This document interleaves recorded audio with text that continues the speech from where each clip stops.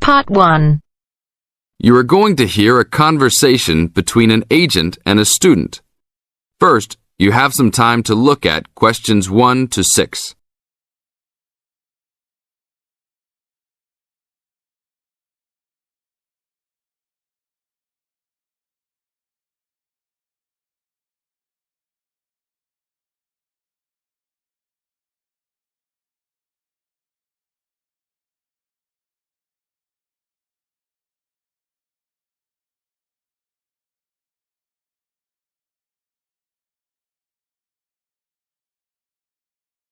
Now listen to the tape and answer the questions. It's 1 to 6.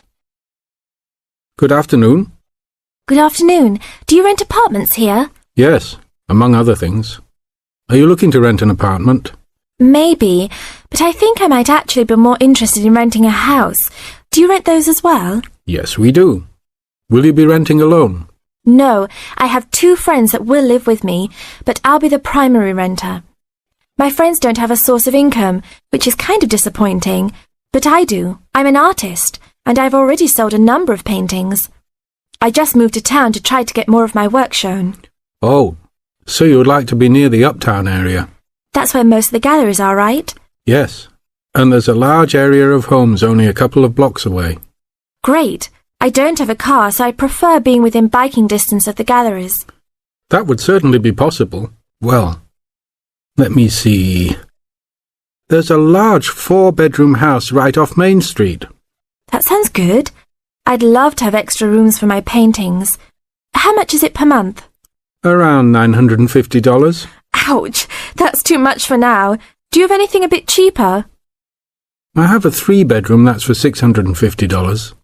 That is definitely affordable, but I did want at least 1 extra room.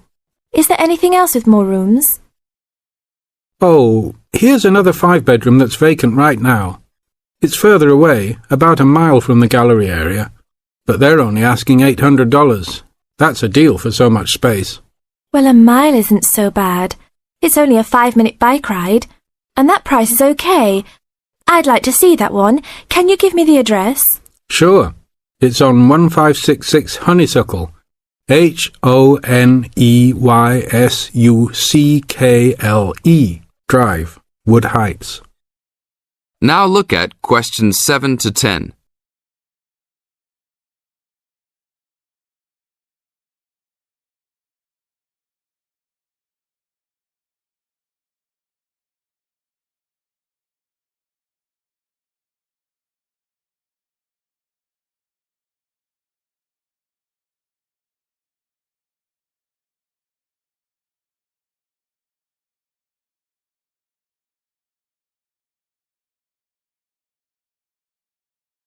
As the talk continues, answer questions 7 to 10.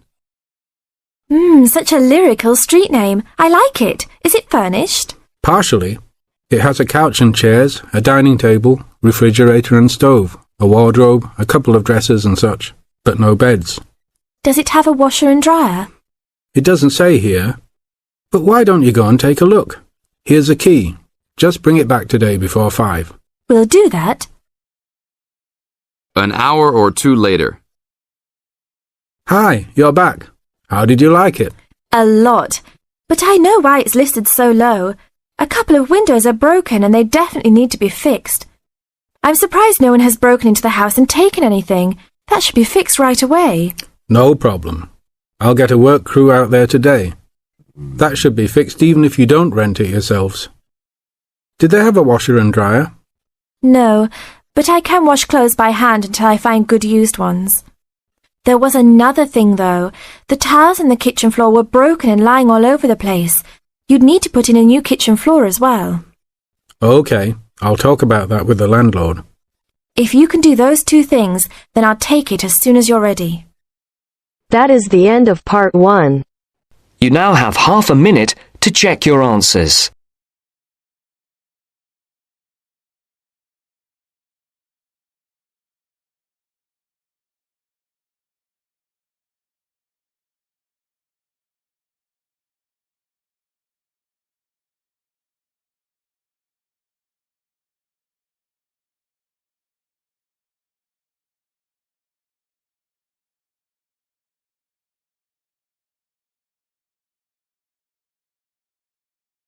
Now turns to Part 2. Part 2. You will hear a talk on New Zealand radio about an art sale which is being held to raise money for charity. First, you have some time to look at questions 11 to 13.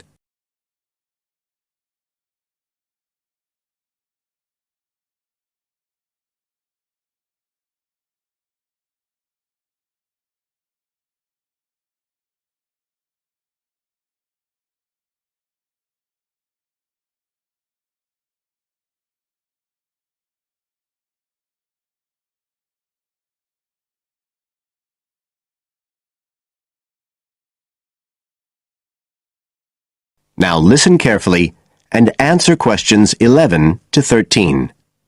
One of the most anticipated art events in Christchurch is the charity art sale organised this year by Neil Curtis. Neil, tell us all about it. Well, Diane, this looks like being the biggest art sale yet. And the best thing about it is that the money raised will all go to charity. So what you probably want to know first is where it is. Well, the pictures will be on view all this week, most of them at the Star Gallery in the shopping mall. But we have so many pictures this year that we're also showing some in the cafe next door. So do drop in and see them any day between 9 and 5. Now, if you're interested in buying rather than just looking, and we hope a lot of you will be, the actual sale will take place on Thursday evening, with sales starting at 7:30. Refreshments will be available before the sale, starting at 6:30. We've got about 50 works by local artists showing a huge range of styles and media, and in a minute I'll tell you about some of them. You're probably also interested in what's going to happen to your money once you've handed it over. Well, all proceeds will go to support children who are disabled, both here in New Zealand and also in other countries. So you can find an original painting, support local talent, and help these children all at the same time. Before you hear the rest of the talk, you have some time to look at questions 14 to 20.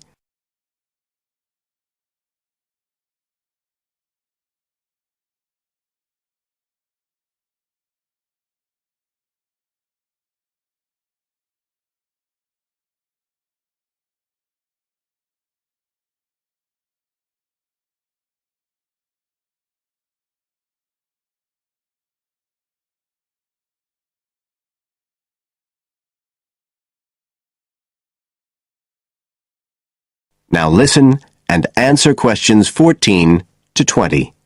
Now, let me tell you a bit about some of the artists who have kindly agreed to donate their pictures to the charity art sale. One of them is Don Studley, who has a special interest in the art sale because his 5-year-old daughter was born with a serious back problem. After an operation earlier this year, she's now doing fine, but Don says he wants to offer something to help other less fortunate children. Don is totally self-taught and says he's passionate about painting. His paintings depict some of our New Zealand birds in their natural habitats. One relative newcomer to New Zealand is James Chang, who came here from Taiwan 9 years ago at the age of 56. Mr. Chang had 13 exhibitions in Taiwan before he came to live here in Christchurch, so he's a well-established artist, and art has been a lifelong passion for him. His paintings are certainly worth looking at. If you like abstract pictures with strong colour schemes, you'll love them. Natalie Stevens was born in New Zealand, but has exhibited in China, Australia and Spain. As well as being an artist, she's a website designer. She believes art should be universal, and her paintings use soft colours and a mixture of media. Most of her pictures are portraits, so watch out, some of them may even be friends of yours. And then we have Christine Shin from Korea. Christine only started to learn English 2 years ago when she arrived in New Zealand, but she's been painting professionally for over 10 years, and she sure knows how to communicate strong messages through the universal language of art. She usually works from photographs and paints delicate watercolours, which combine traditional Asian influences with New Zealand landscapes, giving a very special view of our local scenery. Well, that's all I have time to tell you now, but as well as these four, there are many other artists whose work will be on sale, so do come along on Thursday. We accept cheques, credit cards or cash. And remember, even if you don't buy a picture, you can always make a donation. That is the end of part 2. You now have half a minute to check your answers.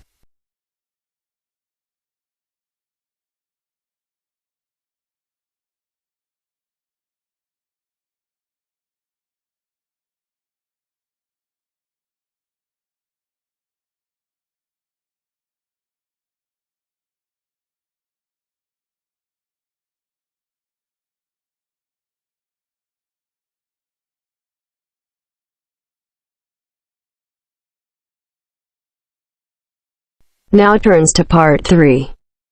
Part 3. You will soon hear an informative talk given by Michelle on how to keep out burglars and keep your home safe. First, you have some time to look at questions 21 to 26.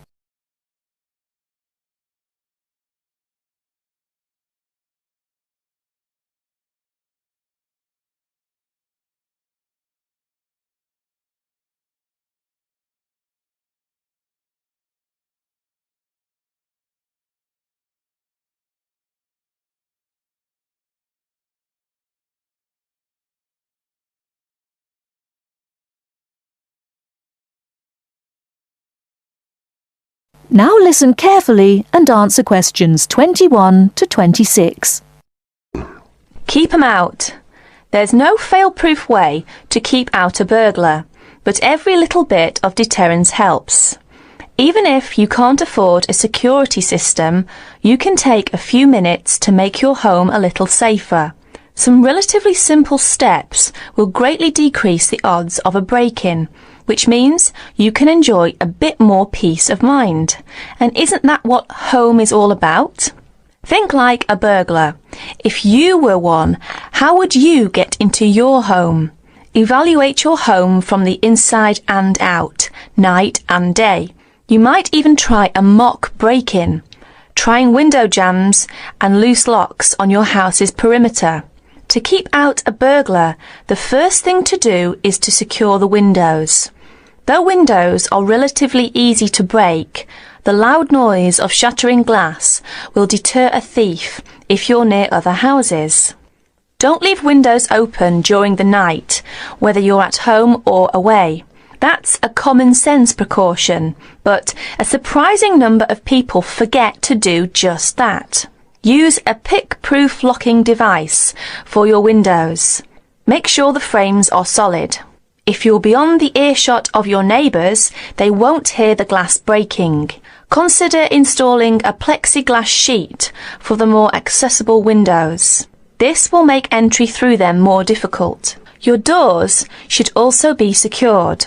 If you don't have a peephole, install one in the front door. If you have one, make sure that you and your family are in the habit of using it.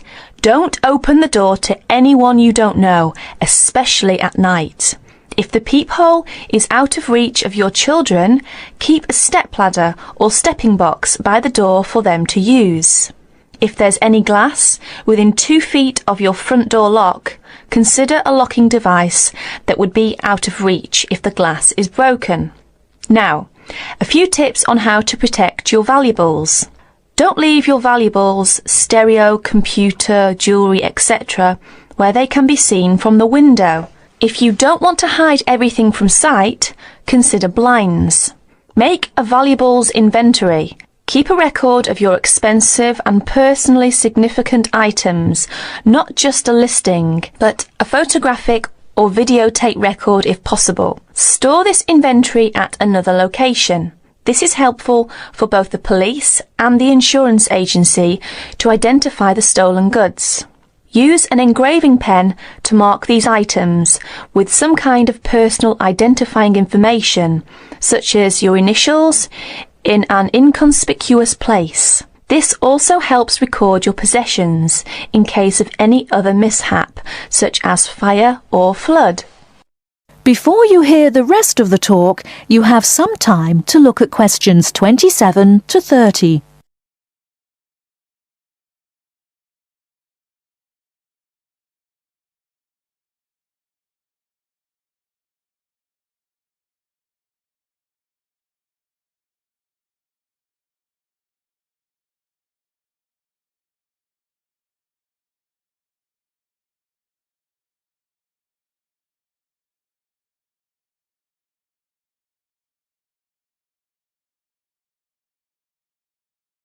Now listen and answer questions 27 to 30.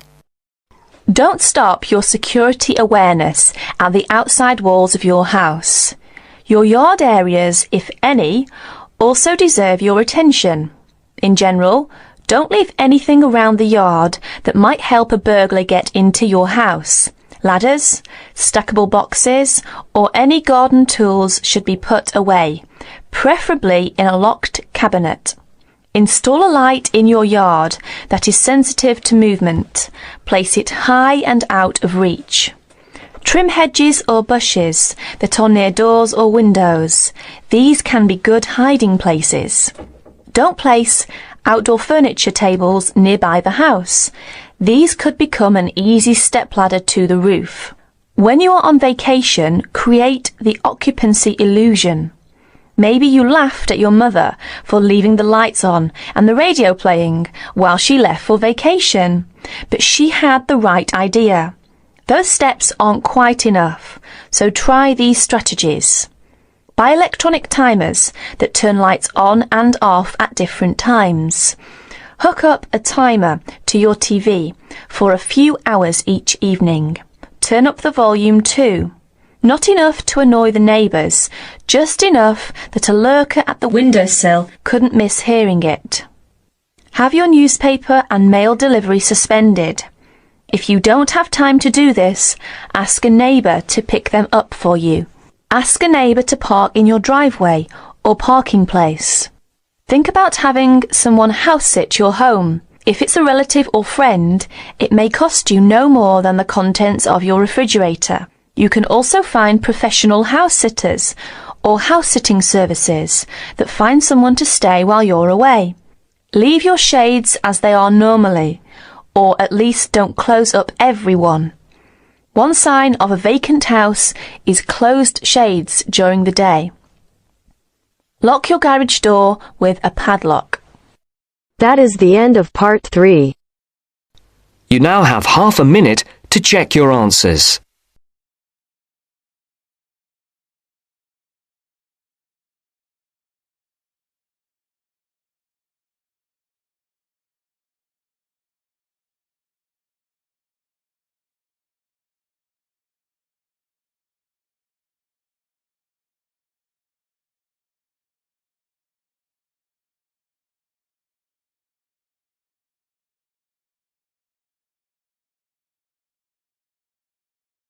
Now turns to part 4.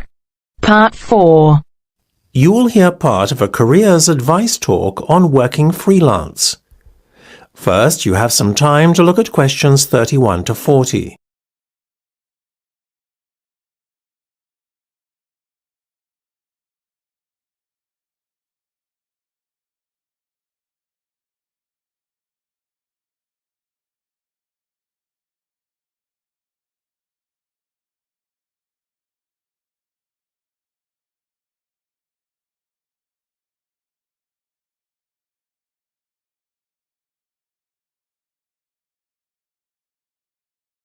Now listen carefully and answer questions 31 to 40. Working for an employer in a 9-to-5 job has long been the accepted norm.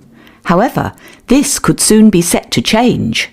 A rising level of unemployment, combined with a sense of disillusionment amongst employees with their workaday lives, is at the root of this modern-day revolution in the workplace. Now, there is a growing trend amongst people of all ages and from all walks of life to opt for freelance work rather than working for an employer.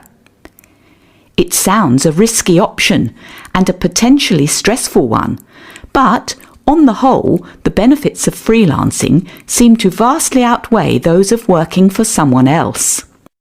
In fact, recent research has shown that those who quit their jobs to work for themselves are the country's happiest and most productive workers.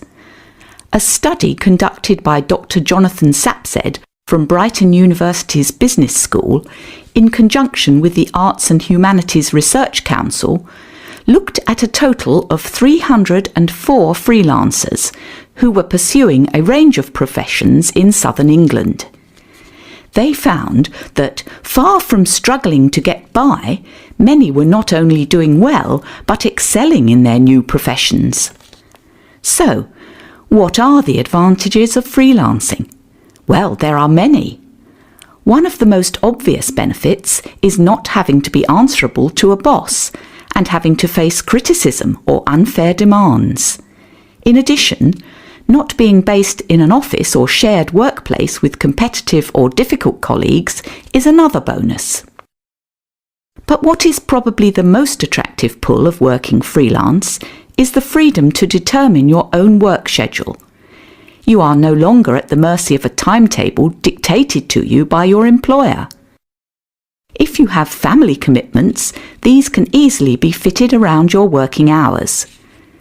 Furthermore, if you have an off day one day, it's easy to make up time another day without having to face your employer's wrath when you are being less productive than usual. Those who work in creative and digital industries stand to benefit most from working freelance. In these fields, workers are at liberty to choose their ideal working location, as they are not restricted to working in a set place. It really is an ideal lifestyle that many would aspire to if they were more aware of the options available to them. Lastly, to add to an already convincing list of benefits from doing freelance work, there is the financial reward. Freelancers typically work a 38-hour week and earn a median wage of £43,000, well above the national average of £25,000, and are happier than other workers. It seems that people are now catching on to the myriad benefits that come with working as a freelancer.